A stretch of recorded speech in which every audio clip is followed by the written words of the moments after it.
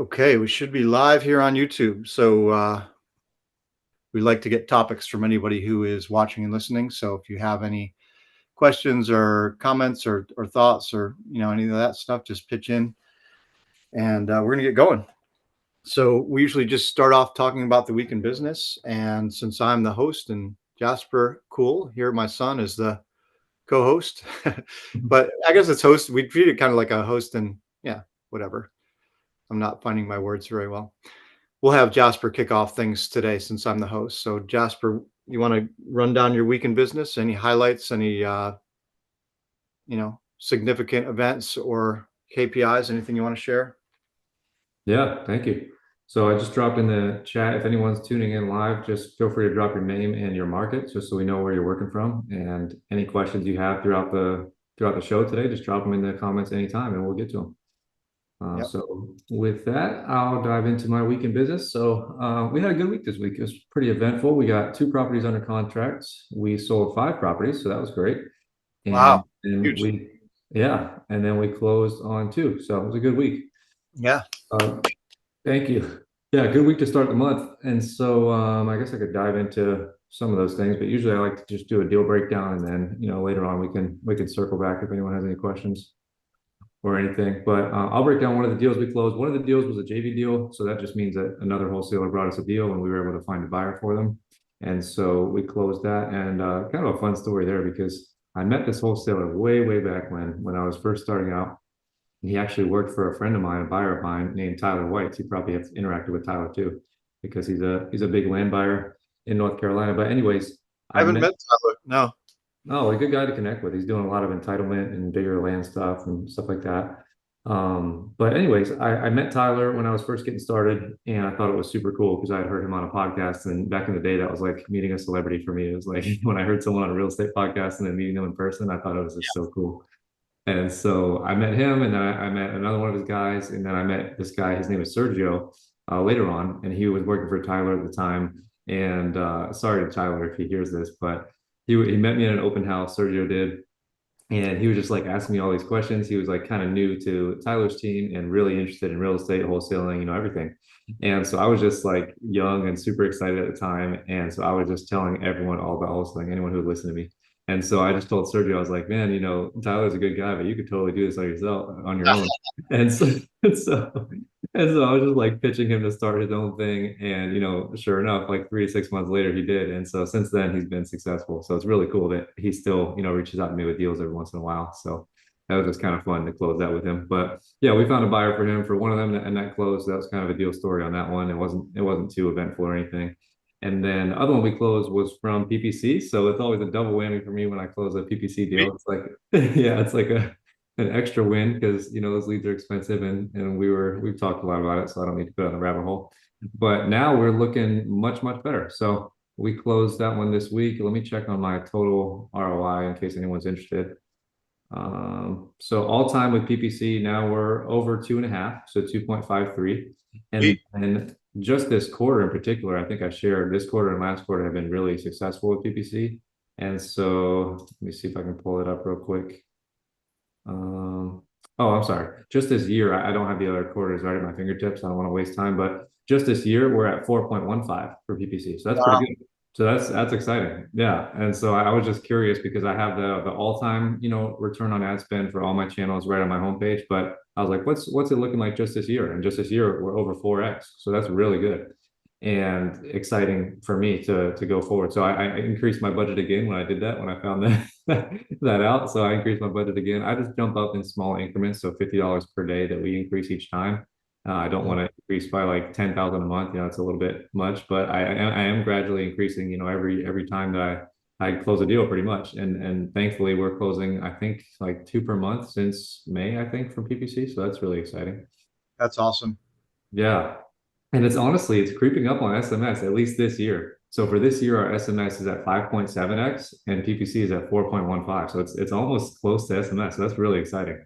So Yeah. hopefully the trend continues. We'll see. Knock on wood. But so far it's been going well as of the Cost summer. per lead for SMS is still less, right? Oh yeah. Yeah, it's like 20 to 30 bucks for SMS, and PPC is closer to like 200 or sometimes more. So yeah. Yeah. Anyway. Definitely. But these leads are much hotter and it's taking much fewer leads, to close deals from the PPC stuff. So that's exciting. And yeah, we get leads from people calling in. Like we obviously have a phone number on the site. So people call in sometimes, and sometimes we get them submitting a form. I would say more so it's just people calling in. So it's just important to, get on those and try to answer the phone live anytime you can. And so we just basically do a round robin for anyone who's curious. My team, it just rings all of them all at once. And then if they don't answer, it rings me. And so like if they're all busy or maybe someone's on lunch, for example, and it goes, I think it goes for about 30 seconds. And then if no one from my team picks up, it rings me. And so I know if I get a call, because I don't get too many these days, thankfully, Yeah. it's coming from the PPC thing, and it pops up on my smartphone too. So then I know like, okay, I got to take this call because I don't want to lose that lead. But most of the time my team takes them live, so I appreciate them for that.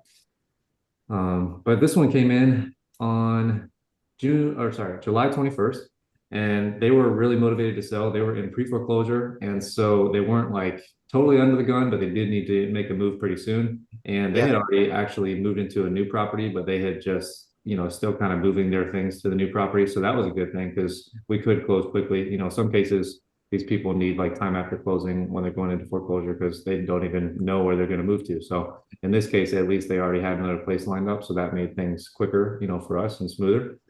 Um, and so yeah, I came in on the 21st, and I believe we got under contract within 24 hours. I think we got under contract the very next day. So yeah, so we got under contract on the 22nd at 3 o'clock. So it was literally about 24 hours after the lead came in. So that's why I love PPC and it's so exciting. That's great.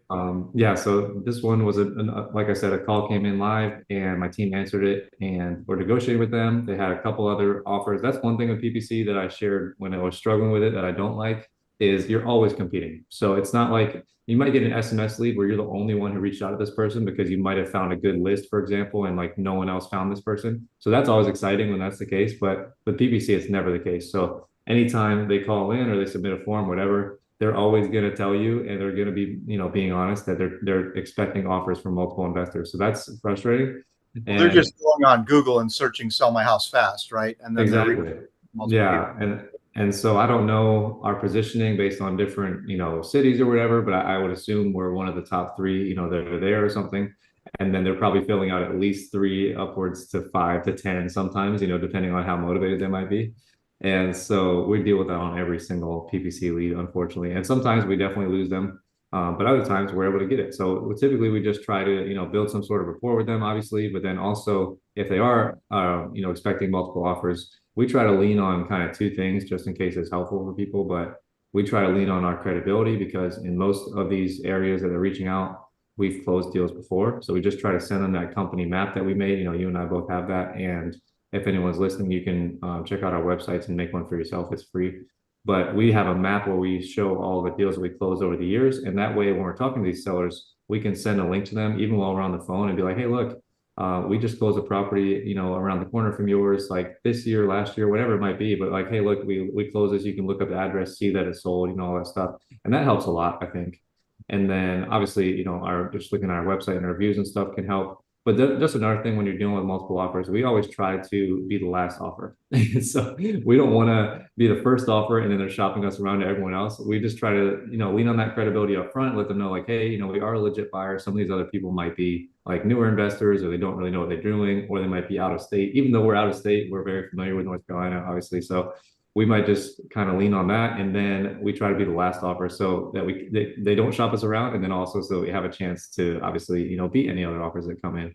And sometimes in that case we don't even beat the offer, we're not the highest, but if we're familiar with the area we might offer a more a larger EMD like $500, sometimes $1,000 to lock it down, or we might just be able to get by on a better relationship. Sometimes it's funny, these other companies, I guess, are like rude to these sellers. I don't know why you would do that, but we literally had another one where he was like, yeah, I called another company first and they gave me a higher offer, but they were just being rude to me and trying to force me to sign all this stuff. And I was like, wow, like I was not, I was kind of shocked by that. But sometimes they just go with us because we're kind of very opposite of that. Like we don't try to do any pressure sales tactics or anything like that. We just try to, let the chips fall where they may and try to put our best foot forward. And sometimes it works out, sometimes it doesn't. But that's just kind of our philosophy as a team.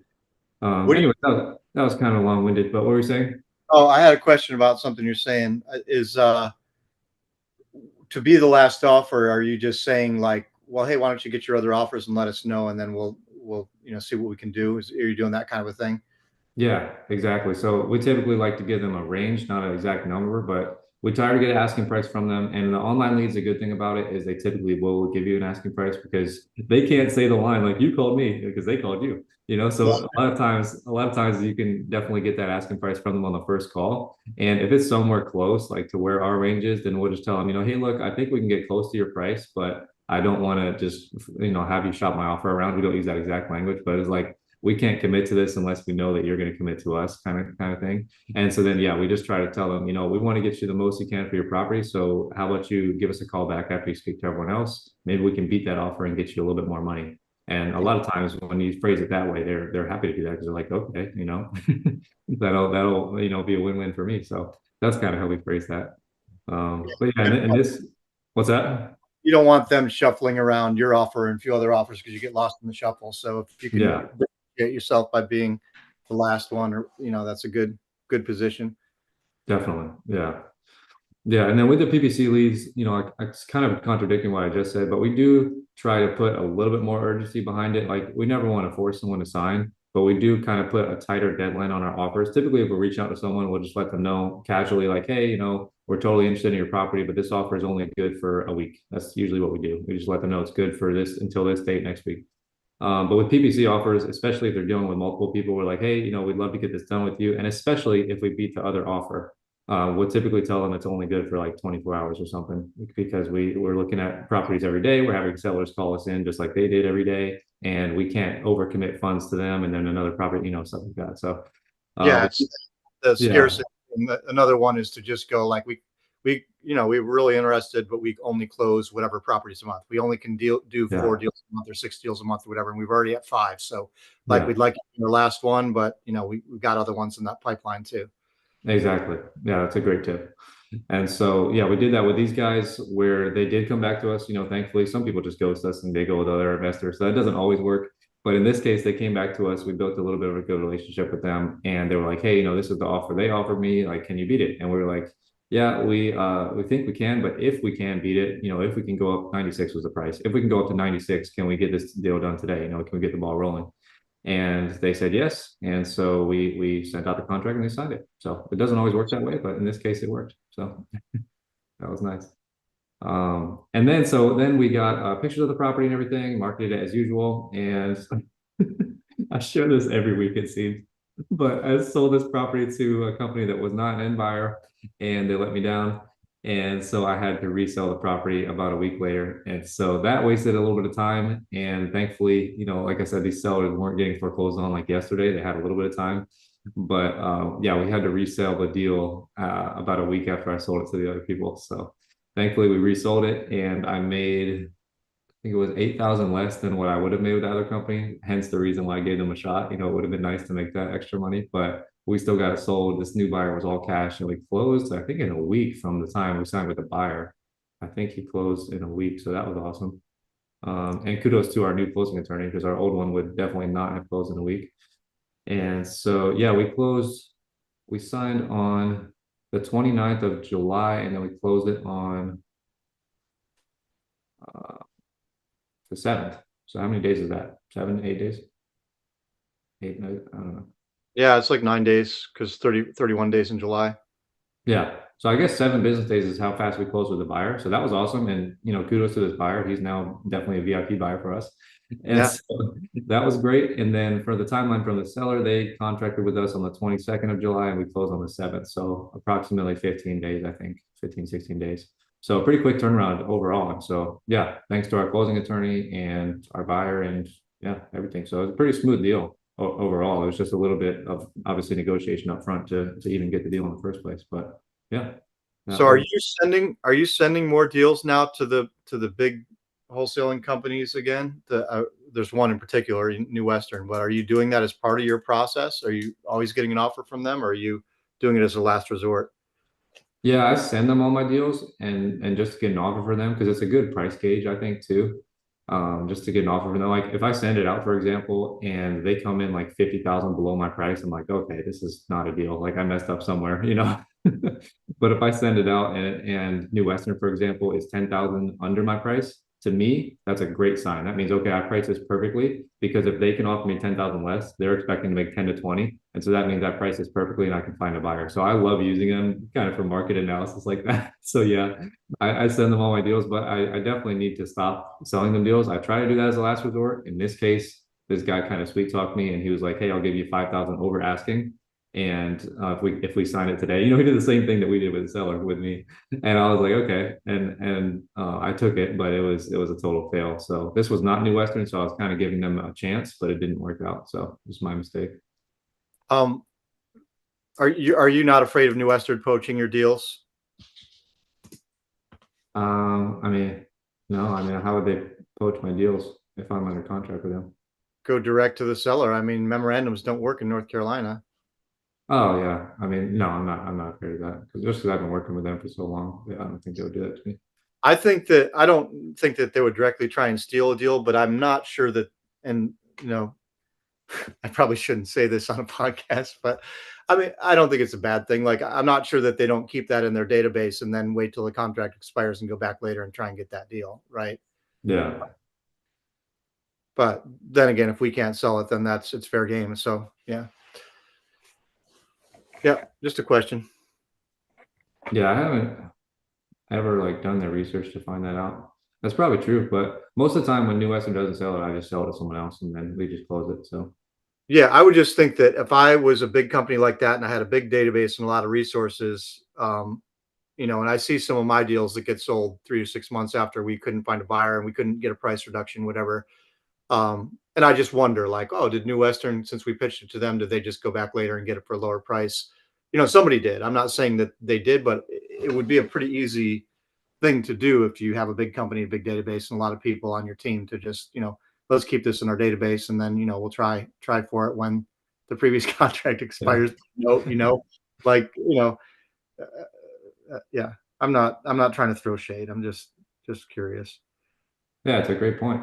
That's a great point. I mean, I used to be like so scared of that all the time, and so like I would only send my deals out to a handful of people, and I just kind of went the complete 180 over the last year or two, and it's been the exact same. So that was an Yeah, interesting. people are going to try and steal your deals if they're going to try and steal your deals, and there's always going to be those people out there. So Yeah, like we do lose deals to other people. I'm sure of it. Like every year, I'm losing deals to people who are undercutting me, and sellers are ghosting me and going with somebody else. It happens, but yeah, I guess yeah, when you expose it to a broader audience, then you have more of a chance of that. But I guess that also speaks to the quality of your audience. If you're sending it to quality buyers and casting the net wider, people have integrity. You're probably okay. yeah. Yeah. And I think I'll say overall for anyone listening to, Investor Base has good quality buyers. Investor Lift has horrible buyers. And when I signed up with them, I lost every single deal I sent out there. Like I literally went through a span of 3 months where every single seller was backing out of me. And that's why I canceled their service. But I'm mostly marketing, to my existing list. And then any new buyers are pretty much only coming from Investor Base. And I've just noticed pretty much none of that. Like I said, over the last year, like it's been much, much less. And maybe a lot of wholesalers are quitting, or maybe they're just not doing that anymore. I don't know, but I've noticed a lot less of people doing that. Like sellers are still backing out for sure. That definitely happens, but I've noticed it's not like they're having another offer. They're just like backing out and just ghosting us like for no reason.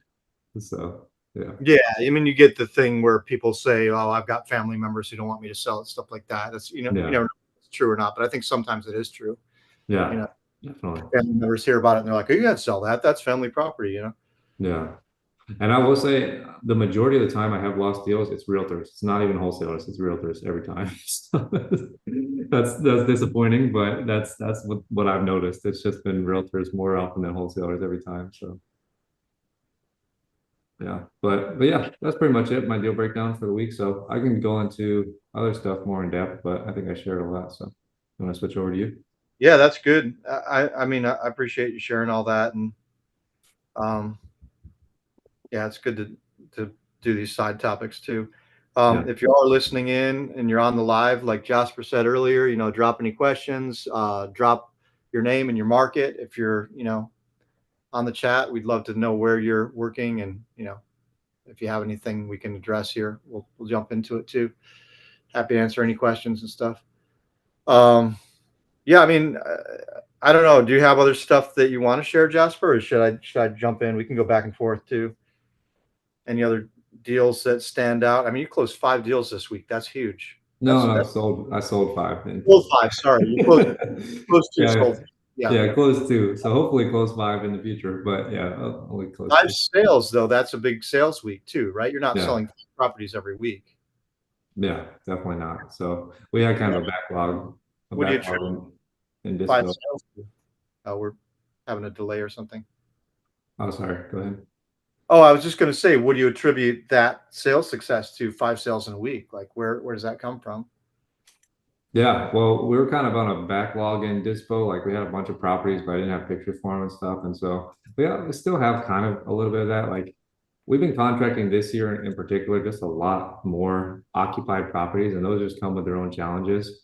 Yeah, And the main one being most of these occupied properties are family members. And so they just take forever to move out. Like it's just never the date that they say they're going to move out. And you're going through the seller who's then going to their son or daughter. And then it's terrible.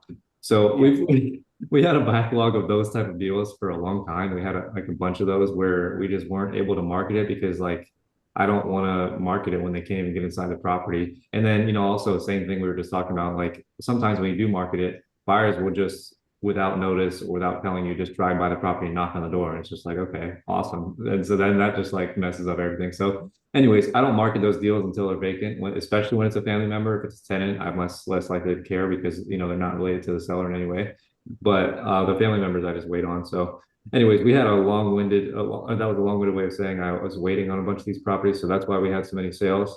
And a couple of these I was working on for a bit longer. I did have to reduce the price and stuff on a couple of these ones and just to get them moved. And so, yeah, in general, I mean, it's just the same process I've been sharing with this, but we still follow the same process. So that's just, we're not doing email anymore, which is great. I really didn't like doing that anyways. And so now we just text blast everyone. We use a company called Easy Text, which is just that. It's very simple. So I guess I could just break it down real quick, but we go into Easy Text, we download all the buyers and investor base within 10 miles in 2 years. So we are doing a wide radius there. And we import all those buyers from investor base into Easy Text. Most of these people are already on my list anyways, but we'll catch probably 10 to 20, depending on the location, new buyers. And then as soon as we upload that list, we just put together a quick campaign. And it's literally as simple as saying something like, hey, I have a 3-bed, 2-bath in this city, a couple more specs. Maybe I might do the year built, square footage, lot size, and then I'll put the asking price. And then I'll always just ask them, are you interested? I don't send the address on the first text. I just wait for them to reply and then we'll send the address. And so then we send that blast out. It usually goes out to anywhere between 2 to 3,000 people. And then once we get all these replies coming in, it's typically 5 to 10%. So if we send out to 3,000, we're probably getting anywhere from 150 to 300. If it's a hot deal, we might get 10%. If it's not so much, we might get 5% replying to us. And so then from there, we just, go through all the replies. And 99% of those people are either not legitimate buyers or they just don't like the deal. And so after a while, I would say after 5 to 10, it just depends, but 5 to 10 people that say, yes, I'm interested, and then they don't give me any feedback, offer anything, I just remove them from the list because I just don't like that. Because every time when I send them the address, I send them a link to our website, which has all the information, has the address, has the pictures, has a spec, has a closing date, comps, everything. And then if included with that, I say, please let me know your offer, or if you're not interested, let me know why. And if they ignore that 5 times in a row, I just remove them from the list because that's just annoying. And so I try to whittle down our list by doing that and just get it to the most, legit buyers. But I've noticed, especially during this summer, pretty much all the buyers fell off the face of the earth. And so I'm getting a lot of responses, but no one is bringing offers. No one's bringing offers. So it's made Dispo a lot more difficult, especially like literally in the last 2 to 3 months. Like it wasn't this difficult in the beginning of the year. And yeah. so it's just a lot more work for me now, which is fine. But I'm just having to follow up with everyone who says they're interested. I'm like, hey, are you actually interested or you're not? And then pretty much 99%, like I said, will just be like, oh, no, I'm not really interested. And I'm like, cool, you could have just said that. And so that's frustrating. But then all the buyers that are interested, I just push for them like we've shared before. But you want to always ask your buyers if they say, even if they say, no, I'm not interested, just be like, hey, just curious, what price would make this a deal for you? And always, always ask that question because if you literally get no offers before you ask that question, you'll get at least 50% giving you an offer if you ask that question. So then at least we have something to go back for a price reduction. So Yeah. but yeah, like I said, I'm really noticing these deals are selling to the same five buyers kind of over and over again. I am getting a few new buyers from investor base, so that's awesome. This week I sold two, or I'm sorry, this week I sold three deals to brand new buyers that I've never sold deals to before. So that's really exciting. But Yeah. it's kind of in a market where you have to do that now. You have to use investor base and you have to reach out to new buyers because, like I said, I'm down to like maybe 10 people that consistently give me offers every single deal I send out. And so yeah, I'm just thankful for investor base to find these new buyers that I sold these deals to because without that, I wouldn't have sold five deals this week. And so one of those deals, I had one offer at like 60K and I was marketing for like 110K. And so like that was a huge delta. And I was like, okay, this is not a deal. And then I just got lucky, found someone on investor base. He walked the property and offered 100 and we sold it to him. And so I've noticed a lot of that now too, where some buyers are coming in so low that I'm just like, oh my God, this is not a deal. And then I get another buyer that comes in 40,000 higher. That happened twice this week. $40,000 higher. So you only need one. So just a word of encouragement to people. You only need to find one person. Like we always say, it's a numbers game. Real estate is a Yeah. numbers game. Yeah. Yeah. And so, like I said, like we send out 2 to 3 thousand. If you're starting out, you might not have access to that many people, but it is all about the numbers. If you send out more texts, you reach out to more people, you get more offers. But yeah, I had that one. And then I had another one, same exact thing. I was getting offers in the 140s. And this is a great property. Like I was just going to buy it, honestly, if no one offered on it. And then I got an offer for 187. My offers were coming in the 140s and I got offered for 187. And I think we were under contract around 170, I think. But so obviously 140 wouldn't have worked, and the other one we're going to make a nice profit, but like that delta is just huge. And so, some buyers, I wouldn't say like they're not serious, but they're just so conservative these days. Like they're just scared of the market or whatever Yeah. the interest rates or the president's going to do, so they're just scared, I think. And so a lot of buyers are just discounting much, much further than they usually are. So, Yeah. um, That's I'm having that same experience too. Just fewer yeah, offers in general, fewer responses. That's what Derek, my brother who manages Dispo, has been saying. Like people used to at least get back to me and say yes or no. Now yeah, nobody's even responding. yeah, they You don't know, even respond. Yeah. yeah. And it used to be like, So, "Oh, I'm not interested, but send me what else you got. Next deal you got or something like that." Now it's just like just crickets, yeah, and so you really do have to beat the bushes a lot more. It's a time where, that podcast I shared, we linked to it in our last live episode with Jerry Norton. They were talking about that too. Where it's like, a year or 2 years ago, you put a deal up and you got a bunch of offers, but yeah. not anymore. It's very different landscape for Yeah, it's Dispo. very, very different. Yeah. But so yeah, so that I mean that's my general dispo process. And then like we shared last week, we talked a little bit about I do use the MLS. That's kind of a last resort because it's good, but I prefer to close deals faster when I can. And so when you're doing a wholesale deal, you can close in 2 weeks like we just shared. But when you're doing the MLS, it's going to take at least a month on the market and then probably another 2 to 3 weeks to close after you find a buyer. It's not the MLS is not moving any faster than off market. So Yeah. but yeah, so I guess the tips for anyone to just to recap, price your deals aggressively, meaning price it lower than what you think, you could get for it, and hopefully you'll get more activity that way. And it's not all doom and gloom. Like when I price a property correctly, I'm still getting a ton of frenzy on it, and sometimes going over asking, So that's nice, but in the most case, that's not happening. So I think I just need to get better at pricing a little bit more aggressively, and then just following up with everyone. You just have to follow up with everyone multiple times, and yeah, and just keep following up. And one of those I sold a New Western, so they'll probably let me down. But the other four were sold to legitimate buyers, so that's good.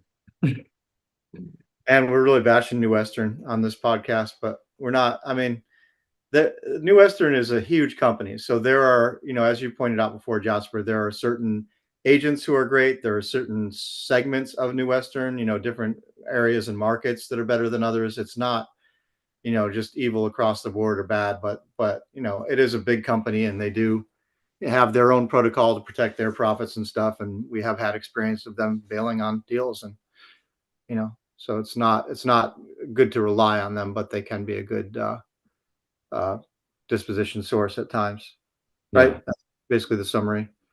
definitely. Yeah, and they might not let me down, but I do have a backup offer, so hopefully. But in some cases, they're my highest offer by far, and so I'm just like, well, I'll give them a week to make an extra $5,000, $10,000. That's okay. So, Yeah. but but yeah, so hopefully it works out. We'll see. I'll report back. But the other four were sold to serious buyers, so that's good. But, That's great. That's thanks for checking in about that, because that's a nice week to have 5 solds in a week. yeah, yeah. Yeah. So Well, I can touch on some stuff in my business. We can switch over a little bit, and looks like we got a few people in the chat, so feel free to drop stuff in, as we said before, if you want to talk about any topics or have any questions.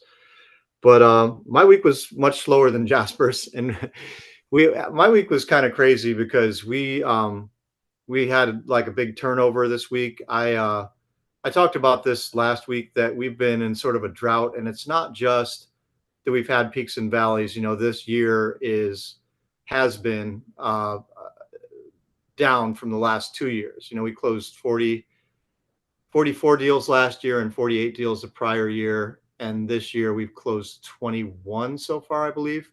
And so we're behind the pace, because we're 7 months in. We're in August now. So we really need to pick up steam here and make some changes. And so I did make some really big changes this week. And I let go of our operations manager, who'd been with us for a year, and then I cut some hours from a couple of people, and we cut some of our platforms and various things.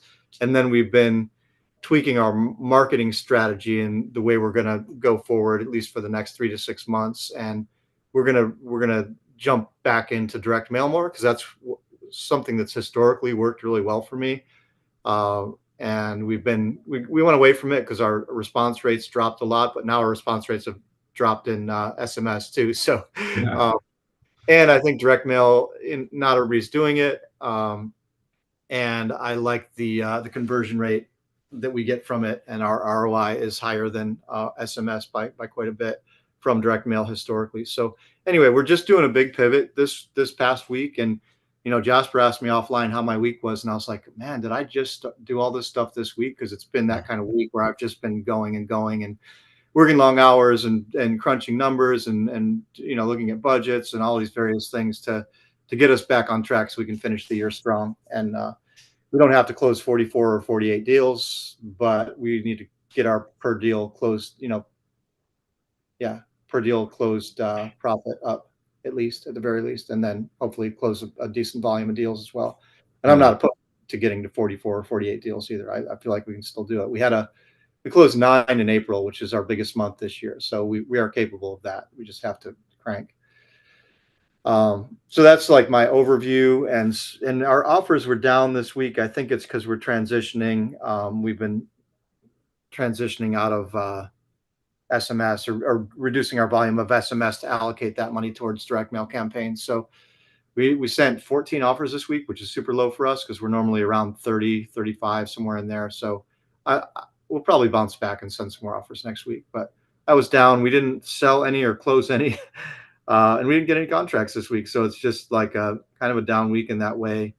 Um, we have 3 in escrow, and I think we have 7 maybe in dispo, and a couple of those are houses. One we just got a price reduction on, but it's a crazy deal where there are like 5 or 6 people who have to sign, and oh man, but they're all kind of elderly, and one of them's actually in the hospital right now. So over the weekend, my acquisitions guy was like trying to get the lead, the person who's coordinating everyone. He's like, "Are y'all going to be at the hospital meeting, and can you all sign it? While you're all there, for the price reduction, because we do have a buyer at once we get the price reduction signed, we have a buyer to do this house, so that's great. Then we have another house, and this is sort of piggybacks on our dispo discussion, because this house is occupied by tenants, not by family members, which is better in a way. There's no lease, and they're tenants, and they're pretty accommodating. Like, they accommodated us pretty well with getting photos. And then now we've got it's kind of what we were just talking about with Dispo. We blasted it out pretty widely. We've got actually one person who wants to go see it. So we're getting him through there on Monday, and he's going through, and just the tenants are there. So I've gone back and forth about whether I need to get someone over there to walk him through. Duncan's not available, so we can go on Investor Boots, and they have an open house feature where you can book somebody to do an open house, so meet somebody there. but I think we're just letting it slide and just letting him go through with the tenants because he's not meeting with the owner. Yeah. And I think I'm okay with that. And it's an investor based buyer too. So usually those are, like you said, Jasper, tend to be people that you can trust. They're actually professionals. Hmm. So we got that. We got a showing on that, and then we did reach out to a home investors guy, and he, I did exactly what you're talking about, Jasper. I just kept prying and prying because he was like, "No, I'm out on this deal," and I'm like, "Well, is it the location? Is it the price? What's up?" And he was like, "Well, normally I'd be, at this price range for this deal." And I was like, "Oh, okay." And the price range would work for us, but I'm going to see what this first guy offers too. It's I think we have it up for 49K right now, and this guy said my max would be like 35, and that would still give us a 15K profit. So Yeah. um, hopefully he's not listening, or and nobody's listening, but probably won't. Doesn't matter. Um, but anyway, so we can still do it. But we thought we had enough room here to maybe make a bigger profit, so we've got it under contract for 20, trying to sell it for 49. Figured we'd get it for 40 or 45 maybe.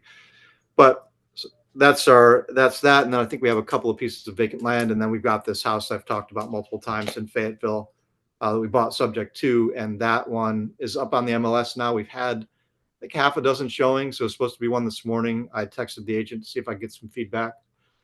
Haven't heard back from him yet, but that's good to be getting some activity on that through the MLS as a handyman special with owner financing available is how we're promoting it. So Yeah. um, that I'm giving that a few weeks on the MLS, and then I think if we don't really get any offers after a few weeks, I'm going to just turn it into a rental short term until the market comes back up. Hmm. But fingers crossed that we get offers. I mean, it's pretty enticing to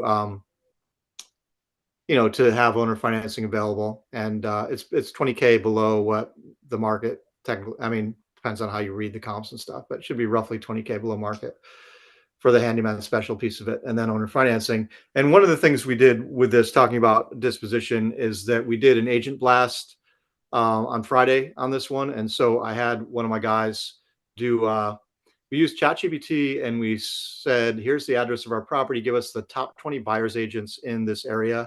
And then ChatGPT researched the top 20 buyers agents and gave us stats like how many deals they'd closed over the last year to 2 years. And Hmm. then, okay, great. Thanks for that. Now give us any contact information you can find on those top 20. We got that pulled. And then I had my guy create a sheet, a Google sheet, put all the contact information in, and then anything Chat GPT couldn't find, I had him research Google, Zillow, all that stuff, try and get contact. And then he just blasted out and what we did is we offered, hey, because, we're offering you a unique deal of 4% commission on this because you're a top agent. And Hmm. that owner financing available, close faster, right? You don't have to go through lenders and, blah, blah, blah. So we just did a text blast to those top 20 on Friday. So I don't know if we have any response on that yet, but it's another strategy we're using to try and hit the top buyer agents and maybe sweeten the pot for them with a slightly higher commission. Yeah. That's a Um, great idea. yeah. So that's kind of the wrap up on what's going on with our thing. We have one deal that's been in escrow for quite some time, and it's switched over to our attorney. I mentioned this too. We started with an attorney whose name begins with a Z, and they were really slow on trying to handle things like seller affidavits and an estate needing to be filed, and the buyer actually asked to move over to our attorney.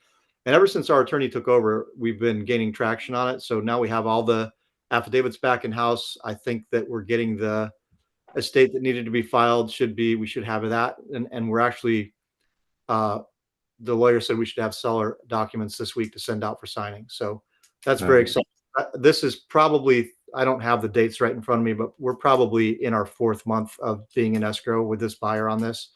And credit the buyer. He's very, he's staying the course with us. He wants this property. He's pitching in to help, but, and he finally realized that maybe he'd be better off with a different attorney and moved over to our attorney. So Yeah. that's great, and I think we're gonna possibly close that one, this week or next week. Now that our attorney's saying it's really like a week to two with him in the mix, we're gaining traction and getting towards closing. So that's great because we have two deals that have been sort of parked in escrow, dealing with error issues for a period of months. So it Hmm. feels like we get one going. It gives us some momentum, gives Yeah. us some action. And one of them, the one that would close, the one that I'm mentioning, I think is around 9K assignment fee that we'll get, which, that's great. Not huge. It's a piece of vacant land. And we're probably going to have to give the buyer something because he has invested some time and spent some money. But so we'll probably end up in the 8,000 assignment fee range. But the other one we have that's sitting parked in escrow is also a piece of vacant land, but it's an infill lot in a pretty hot market. And so our projected profit on that is 20K. So it'd be really nice to get that going. Nice. Turning the corner towards closing. Yeah. Nah. Yeah, and like if we do this, Johnson, talking about my turnaround for my business and having had a drought, this Fayetteville house that we have, the sub 2 one, we sell it for our asking price, which I would expect to be close to asking with owner financing. It would mean like 38,000 of cash flow coming back into the business, just money we have in that property. And that'd be great. Actually, if we'd sell it on owner financing, we're only going to get a down payment, but long term it would be, 38K, but a portion of that would be financed over time. So then we're getting compound interest. So it end up being, more like 50, 60, 70, whatever it is until they Mhm. cash us out. So um, just that would be a good linchpin to get us back on track. And Yeah. I guess the last thing I'll mention is that we've had some people ask us about CRMs, and I think a couple people have asked if we've tried Resimply. So I just signed up for that this week to try it. I haven't dug into it, but I'm pretty excited about the prospect of what they have to offer because the UI is really clean and easy, compared to Podio, which is just a little bit older and a little bit more sort of clunky or old fashioned. And then it's got a ton of features that it's going to allow me, if I like it, to cancel some other platforms that I'm using, like Just Call for my business calling and texting, and a third party e-signing thing because they have integrated e-signing and Resimply, and just a bunch of stuff that they do. They've got skip tracing included in their platform, and I was a little bit skeptical of that, but I did, look around the web, and people are saying it's pretty good quality skip. So I don't think it's like using PropStream like we've bashed before. But Yeah. um, anyway, a lot of good features. And the other thing that they have that really matters to me is a KPI dashboard that, looks like at first glance, it really tracks your KPIs well based on each campaign and gives you all the stuff that you have your Podio tweaked to do, Jasper. And my Podio has not really been efficient in producing cost per lead, cost per closed deal, ROI per campaign and lead source, all that stuff. But I Mhm. think Simply already has that out of the box. So I will report back as we go forward. I'm going to do the free trial. I'm going to upload some of our data and have our team test it and see how things work, and then we'll decide if we're going to switch over. They Yeah. give you a 2-week free trial if you're doing a monthly, or a 4-week free trial if you're going to do an annual payment plan. So pretty nice. And yeah, I think that's my business summary for what's going on. I know we have some questions and comments in the community page on YouTube, so we might just dive into those unless you're listening in. You got something for us? Again, Yeah. if you're in the chat, drop in where you're joining from and what your market is, and if you have any questions or comments or anything, like, we're happy to dive into any topics that people want to talk about here. But I'll pull up this community tab, and I know we've got some people who have reached out and asked some questions, and we'll see what we got in there. Answer Awesome. some stuff. Yeah, appreciate you guys. For anyone who's dropped questions on past episodes, if you don't tune in live, feel free to just drop your questions in the comments and we'll try to get to it on the next following week on the next show. So, I'm going to get my glasses out here and go to the community tab. Let's see. So going back, did we already answer this? The website with correct web links in the back end. This is yeah. comments on your PPC, Jasper. How much does it cost to have a quality website with correct web links in the back end, et cetera, et cetera? That's referring to PPC because Jasper's been sharing about his journey with PPC, which has been, it takes quite a while to get up to speed and to actually realize a profit, but then he's been gaining traction, as he shared earlier in this episode. And as you're up at 4.1 ROI, 4.1x ROI this year, and 3 Yeah. points overall. So do you want to share about what type of website you're using and how you went about setting up your PPC? Yeah, so I think there might be like two different questions, I guess, because well, as far as backlinks and stuff, that's more SEO. So I do have a company I work with at SEO as well. It's like a different company, a separate thing. But basically, I have two websites. So I have a one website, which is my main company website, which is just, that's there for credibility. I got that website from Carrot, so I pay monthly with them. The cost is 99 per month, and they just basically host the website. They also, provide all the content. It's just a plug and play website. So if you don't want to pay a web developer, you can pay Carrot a monthly subscription, and essentially you're renting, your website. So that's the downside of it, but that's who I use for my main company website. And like I said, if you want to pay a developer, you can probably find someone on Fiverr or somewhere that could do it, fairly inexpensive for you, because a regular marketing company is going to charge you thousands and thousands of dollars. So I uh, built mine myself on WordPress, and I yeah, paid a developer on Upwork to do some of the grunt work, and I paid him about $600. And yeah. my hosting for WordPress month annually is like, I don't know. I've got three different domains, and I pay like $40 or $50 a year for that. So that's the Yeah. contrast with what Jasper's paying. Yeah, for sure. So if you have any tech savvy yourself, or if you can find someone who does, then that's a much cheaper option. But that's what we pay for the main website, and then the other one that we use for PPC is not like a website per se. It's more of just a landing page. Like it's literally just one page where their only or their only goal, our PPC management company's only goal, is to get them to fill out a form or call us. And so on that web page, it's very simple. Like I said, it's one page. There's no links to go to like different parts of the website, for example, that could skew their attention. And so that's just something they built for me as a part of the thing. And so I just pay them a monthly management fee. I think every single PPC agency works the same way, where they'll set up your lander for you and do all that stuff. Again, you could do that yourself, or you could just use the website that you already have. I've just heard from Hermosi and other people that if you're using Google Ads, it's better to send them to a lander as opposed to a full website, because they can get distracted. They can click on your company page and look at pictures of your team and do all that stuff, as opposed to filling out a form, which is what you want them to do so they can get a lead. So Yeah. that's the only reason that I do two different websites in that sense. But hopefully that answers the question. It's 99 a month per carrot, and SEO is very expensive, but you can get it much cheaper for that as well. And so yeah, I hope Yeah. that answers the question. I But would, you can build it yourself. yeah, that's the thing. Is like you can pay for full service like Jasper does, or you can build on your own, or you can do a hybrid where if you have some tech savvy like I do, like I've built WordPress sites and I've done some SEO in the past, like you can get the ball rolling and then hire somebody off of Upwork or Fiverr to do a chunk of it for you. But you're going to have to invest in Google Ads, AdWords monthly, no matter how that goes. But you can pay Google AdWords directly. You can research your own keywords that are best for you. That's pretty easy to do these days. You can have ChatGPT do it for you. Plug those into your Google AdWords account, and then just you know decide your budget and ramp up your budget as you see results. Yeah. And also, Resimply does those websites for you too. Not that I don't want to advertise for them because I haven't even tried their platform yet, but that was included in their thing is they do a landing page website and stuff, SEO. Yeah, I think you're gonna love it. I've heard good things about that one. One more thing with the PPC too, like the keywords and stuff you were mentioning. If you're setting up your own PPC, make sure you set up exclusions depending on your market. Make sure you don't include the very rural towns that you aren't going to close any deals in, and make sure you exclude other states and stuff that you don't want deals in, because you will just get random leads in the middle of nowhere if you don't do that. So make sure you set up what you're targeting. The locations that you're targeting, the keywords you're targeting, but also make sure you set up what you don't want to target, which is keywords and locations as well. So Yeah, that's a great point.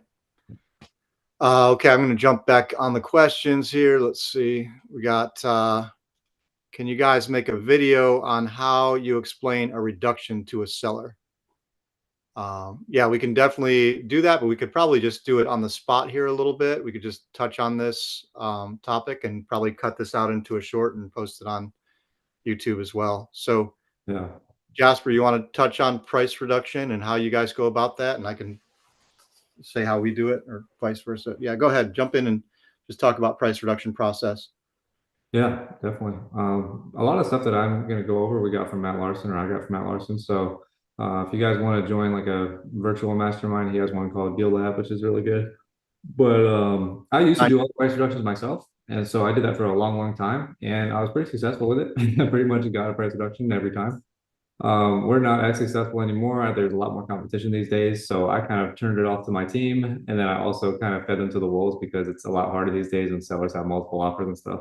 But when I used to do the price reductions, it was, pretty successful. I think the main important thing is, not just being greedy with a seller. Like you don't want to ask them for a $50,000 price reduction when you don't need it. We don't do that. So we only ask for price reductions when we actually need it. And very important, when you actually have a buyer solid offer on the other side. You don't want to just ask for a price reduction and just waste another 2, 3 weeks of their time trying to find a buyer. Like only do it if you have a solid buyer, not New Western, lined up on the other side that's ready to buy it. So just a few words before you even get into it. That's how I recommend.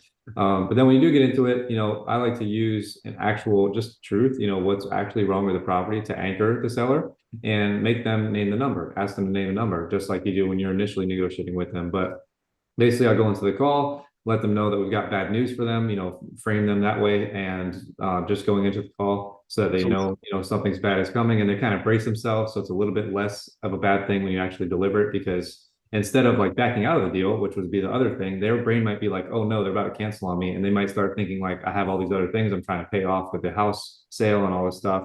But instead, it's just like, no, we're not backing out. We just need it at this price. We could still get the deal closed. So that kind of framing it at the front. Hey, I got something bad to tell you. I'm sorry.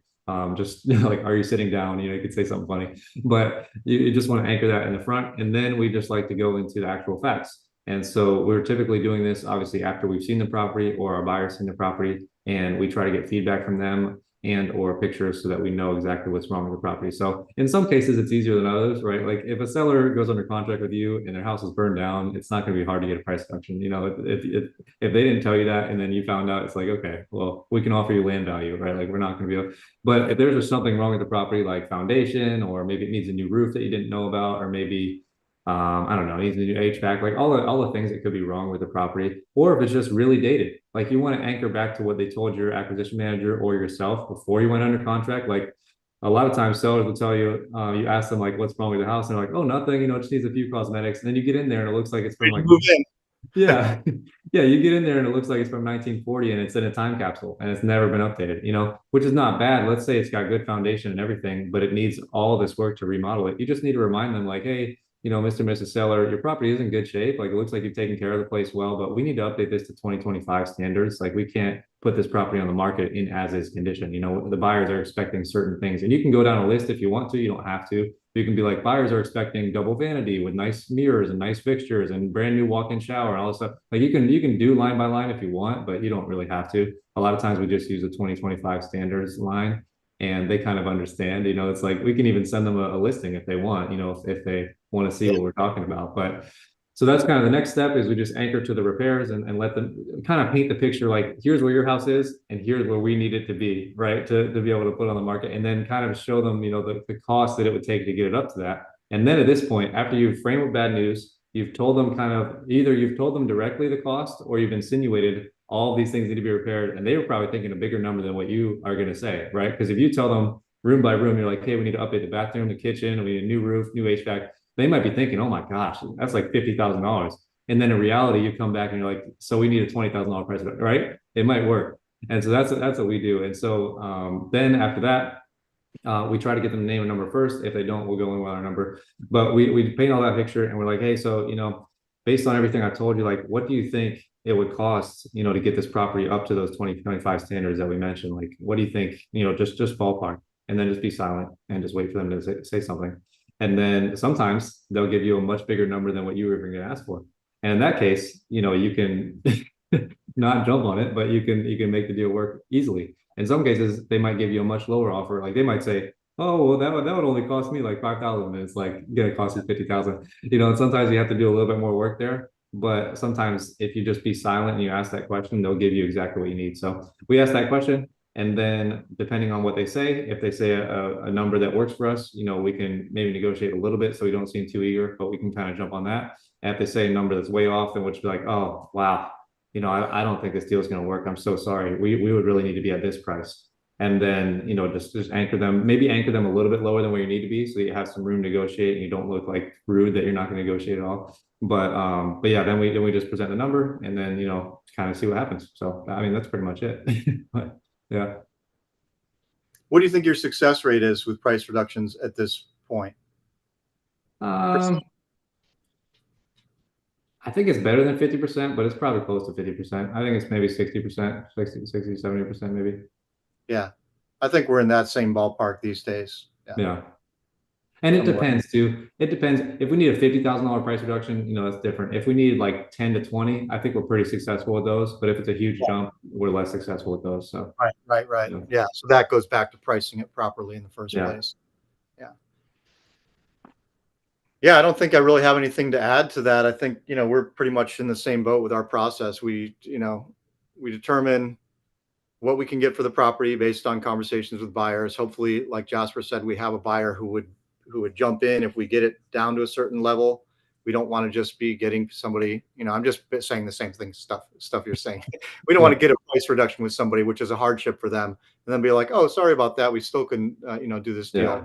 That's No. just not good karma and not really, don't want to be doing that with sellers. So have somebody who's going to pay you a price and is committed to the price, and then go in there and know what you're going for. Let them name their price first. Same thing you said, Jasper. I always do the level set of like, man, you're not going to like this. I've got some bad news or whatever. And you get in there so they can really hit rock bottom emotionally, so that whatever you do hopefully brings them up a little bit from rock bottom, and you can Yeah. have a conversation. And then, yeah, get them to name the price. Like, well, based on what I'm telling you, what do you think you could do? Can you move a little bit off where we were? I'd like to get this closed with you. I'm sorry that we had to come in and reduce this, but it was just different than we thought. And can you help us out? And a lot of times they'll name a number, and if not, then you have your number loaded up already that you need to get to, and start off a little bit below that, and hopefully you can get to that number. So Yeah. basically, you said I don't really have anything to add, but yeah, thanks for. I think we have a few more questions, so let's just move on because I know we're getting close to the end here of Yeah, our I was hour. gonna add one more thing on that, just real quick though. Okay. After they agree to the price reduction, make sure you treat it like an initial contract once again, and you create a sense of urgency. And then also you want to throw it back their way a little bit. So let's say they agree to your thing. Don't be like, oh, awesome, can't wait to get this closed. Send over the DocuSign in 5 minutes and then hang up the phone. They're not going to sign, and you're going to lose that. And so what you want to do is throw it back a little bit. If they accept it, right, verbally, you're like, okay, just to make sure, are you sure this is going to work for you? I know it's a big drop from where we were initially. Like if we can get this done, if I can go get the approval from my team, are we sure? Like, is this going to work for you? Because I don't want to put you in a tough spot. Like, get that reconfirmation from them, and then once they reconfirm, you want to treat it like an initial contract. Be like, okay, thank you so much for the opportunity. We're really grateful for the second chance to get this closed with you. I'm just going to go ahead and prepare a simple one-page amendment for you. I'm going to send over in 5-10 minutes. We can walk through it on the phone. Only thing is, I can only hold this for blank amount of time, right? You want to put a sense of urgency on that so that they don't go and shop the revised offer and then do the whole process again. So just want to add that part in. Yeah, that's a great point. Great point. You always want to anchor that as much as possible, and it's like, I can't remember the term for it when you try and unsell your sale, right? In a way, like, Yeah. is there a reason you wouldn't do this, or are you sure this is going to work for you? Is there anybody you need to talk to? All that stuff that could be objections. You just try and shore up that agreement. Yeah. Um, where else? What else do we have? Oh, to join, I've got to put my glasses on. This is tiny on my computer. I can blow up my computer. Yeah, I guess there's some conversation here about the thing we said last week. Jasper, you shared deal machine data is a lot better than I expected. In the trenches, what company are you using for PPL? Any thoughts on Facebook ads? I mean, we've talked about this. It's propertyleads.com, I think, is the number one for me and Jasper. And then you use the second one, Jasper, for pay per lead. Yeah, motivatedsellers.com. I actually saw that dude's comment. I tried to comment and it didn't like comment for some reason. I don't know. But yeah, propertyleads.com, motivatedsellers.com. And do Facebook ads work? Absolutely. You just have to learn how to use them. It's very similar to Google ads, but you just have to, I'd say they're more simple than Google ads. You just have to I either hate figure. ads. Yeah. Well, I know people that are having good success with it for real estate. So they Yeah. definitely, I decided to stay more focused instead of having 5 different marketing channels. I'm just trying to focus on 2 for right now. So Yeah, I'm not saying that they don't work. I'm just saying I don't like the interface. I feel like it's really clunky, and there's, just a lot to deal with there. So it's a little bit of a learning curve is what I would say for Facebook ads, but I've never had any success with them, but I haven't spent much time and effort on them. I've done some. Deal machine data is a lot better than I expected. I just started using them last month, and $300 gets us 60K skip trace records, very accurate data. That's just a comment. I've never used deal machine data. Have you, Jasper? No, that's exciting. No, I might look into it this week. Yeah. 300 gets 60K skip trace records. So That's, that's that's a great. great that's a great ratio. Yeah, I mean that's a ridiculously low price. That's like what, 5 cents? No. I don't know the math on that. That's all Five you. times six is 30, so it's a half a penny. I don't know. Yeah. We usually spend $1,800 and get 30K records on direct skip, and that's 6 cents. So this is half a penny for skip trace. I don't know. Yeah. That's pretty low. Okay, so then he was asking, Surfing 101 is asking about the agreement, and Jasper, you shared a really generous full clause here about the right to market and the MLS thing. If we could always do, the question was, or the comment was, if we could always have an attorney in fact on every agreement with the MLS expectations, we'd be able to sell more deals faster, I feel like. And so, yeah, we're putting that in our agreements. So we recommend that you guys do that too. Just put it right in your agreement. I think the general consensus from Jasper and from uh, other real estate investors is people rarely blink at that or even object to it. Every once in a while, maybe one out of what, 20, 30, 40 people might have an issue with it. Is that your experience, Jasper? Yeah, I think we might have one or two this year that even like noticed that part in our contract. So yeah. Yeah. Most people just sign the contract because they just look at the bottom line and what they're getting paid.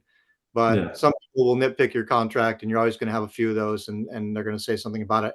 You can always delete it. If somebody has a real harsh objection to it, you can just be like, okay, well, it's going to possibly limit our marketing, but we can do it that way if you prefer, and still sign the contract.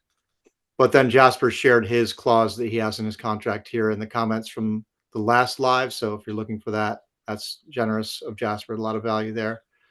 And then this, I think, is a response to something I said about the Hispanic market. Can you create a fake profile of a Hispanic person to build it up and make it look real, and then join the Latino groups, build the karma, start posting your deals? Yeah, I guess, just like I think we were talking about, karma on Facebook and Reddit, and how I've been blocked from Facebook for posting real estate deals, and I think Jasper has too. And then we tried to go on Reddit, and you have to build up karma on Reddit before you can post. So I guess I could get a VA to, build up a fake person for a while on one of these channels and then start Yeah. selling deals. Yeah. I don't know. I mean, I think that Facebook has sensors for that kind of stuff. I think they're pretty sensitive to it, but I think maybe Reddit, you might get a little bit luckier trying to do that. And that's all Yeah. the questions and comments. And do we get anybody? Somebody's posting in our thread here now. Yeah, we got a few questions from Zooman. Oh, Zooman, I haven't seen him in a while. Welcome, Zooman. Yeah, Uh, how's it going, man? yeah, you guys ever look into getting curative messy title deals? Yeah, we definitely have done some of those, and we can, talk to that. Some of our episodes we've talked about it. Or reverse flipping. Also, ever hear of what's this last one? Invelo, Invelo. Jasper, you want to speak to reverse flipping or Invelo? Yeah, in Velo, I pulled it up right here in front of me. It looks like a CRM. I think my dad is pretty much sold on recently, so I think that ship has sailed. But if you want to check out Invelo, you definitely could. It looks really cool to me. It looks very, very similar to RE Simply. It looks like it's a list builder, CRM, marketing, inbox, all built in one. So it looks like it's just a fully all-in-one CRM. So that looks pretty cool. Yeah, I'll Um, take a look at it. yeah, I mean, I might do that at some point. I definitely think I would be better served with a new CRM. It's just like I'm scared to lose all of our data and stuff that we have built up over the years because I don't know how I can transfer all the KPIs and stuff. I love having the historical data from years past for my KPIs and stuff. So Yeah. anyways, I don't need to talk about that. But yeah, Envelo looks super cool. So appreciate you for sharing that, Zoom in. Reverse flipping, I've definitely looked into that. I just couldn't get over kind of a moral dilemma I kind of had with that, so I didn't look any deeper into it. But it looks like a great way, to make a lot of money. I just didn't think that was necessarily right. so I didn't do that. And then messaging title deals. Yeah, I love Logan Fulmer. If that's who you're messaging, I love his product. I've looked into all of his stuff. I bought his course. It's really, really good. And yeah, it's not something that we're doing as a main marketing channel, but learning what he's doing has helped me close a lot of deals that I wouldn't have been able to close otherwise with messy title and stuff like that. So yeah, that's something I definitely want to look at more into for sure. So appreciate the questions. And we do a lot of land deals that have issues, as I shared just in this episode. Like we're closing one right now where we had multiple signers, we had air affidavits, of someone who died intestate and had to have a will. We had to file an estate for them, and they were out of state, so we had to file an estate in Pennsylvania and then one in North Carolina. So we do a lot of this stuff already with our deals, Yeah, and a lot more. Like if you listen back through our podcast episodes, we will share this stuff. We could probably do an episode where we focus in on some of the crazy deals we've done. yeah, I shared last 2 weeks ago, I think, that I did a deal without an attorney or without title insurance and without even full ownership with a quick claim deed. So that was kind of a weird and crazy one with some screwy title. The one we have that's delayed in escrow right now, there was some transfer of title that wasn't necessarily clean from a quick claim deed that we're still, I think we're going to be able to close, but it was tricky. So short answer is yes, we do these, but and especially I think if you're doing land deals, you're going to run into more of these for some reason. You just get cleaner title transfers in general with houses, I think, than you do with land. Maybe yeah. it's because you got more lenders involved and stuff with the houses, and with land, stuff gets quick claimed and transferred or transferred non-officially without a will to various people or multiple people, and so it gets a little bit trickier. Zooman's got another comment in here. It looks like I've probably done close to 100 land deals and never wholesaled any or double closed. Need to get into that. Yeah, If you want to, but if you're already doing that many deals, maybe you don't need to. yeah. I mean, the only thing I would say is if you've done 100 land deals and then that means you're buying them and then selling them, then if you know you're going to buy it and sell it, then you're paying two closing fees. That's the one thing. If you're doing basically A, B, B, C, where you're paying to buy it and you're paying to sell it. Well, unless your buyer's paying all your closing costs at the sale. So, yeah, if what you're doing is working, then stick with it. Yeah, keep But doing it. definitely can wholesale them, and we do owner financing on some of the land too. Where we buy it and um, owner finance it out. I don't know if you're doing that, Zoom in, but that's a pretty good strategy for us, even though we have multiple people who are delinquent on their payments right now. And my Oh brother and I man. are working on sorting it out. Yeah. We have probably 10 to 12 owner finance deals right now. A few of those are houses that we bought subject to and we're owner financing, but the rest of them are land. And we have multiple people who are delinquent or behind on payments. So now we're in the process of getting a new platform that it's going to help us send notices and stuff, but we have to even possibly do some foreclosure on some of these. So it can be a good strategy. You can make a lot of money. You can make compound interest, but it can also be a little bit of a headache. Yeah. So good and bad. Yeah, he said cash only sales. So yeah, those are the best. I've never done any of the owner finance stuff, but hats off to you and anyone else who does. That's difficult. All right. Anybody else who's in the chat have anything here? We're about to wrap up. We normally do this for about an hour and we're over our hour. So unless anybody has anything burning, we're going to bring it on home to a close. All right. Well, thanks everyone for listening in and joining us on this live, and we'll be back here next week at the same time, noon Eastern time on a Sunday. Jasper and I spend an hour talking about real estate investing and just try and be real about what's going on in our businesses and in the industry. And then we love to have people participate. So thanks for joining, and join us next week. Yeah, appreciate you, Zoom man, for the questions. And if Yeah. anyone has any topics that they want us to jump on next week or in the future, just drop them in the comments.